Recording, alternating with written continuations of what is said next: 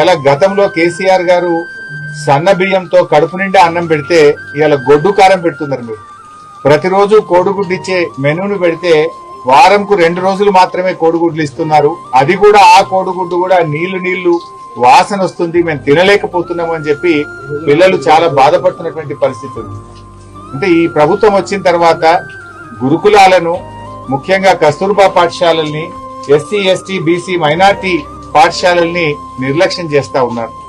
ఇవాళ మనం రోజు పత్రికల్లో చదువుతా ఉన్నాం, చాలా చోట్ల కూడా విష ఆహారం తిని పిల్లలు ఆసుపత్రుల పాలవుతున్నారు. దాదాపు 500 మంది పిల్లలు, ఈ రెసిడెన్షియల్ స్కూళ్లలో చదివే పిల్లలు ఆసుపత్రుల పాలయ్యారు. 38 మంది పిల్లలు ఇప్పటి వరకు రాష్ట్రంలో చనిపోయినారు. ఒకవైపు పాము కాట్లు, ఇంకొక వైపు ఎలుకలు కొరుకుతా ఉన్నాయి. అయినా ఈ ప్రభుత్వం మొద్దు నిద్రపోతా ఉంది. ఎలుకలు కొరికితే 13 మంది పిల్లలు ఆసుపత్రుల పాలైపోయినారు. విషాహారం తిని ఆసుపత్రుల పాలవుతున్నారు. ఒకప్పుడు తెలంగాణ గురుకులాలంటే దేశానికి ఆదర్శంగా ఉండే కేసీఆర్ గారి హయాంలో చదివితే మా పిల్లలు గురుకులాల్లో చదవాలని చెప్పి తల్లిదండ్రులు కలగనేవారు.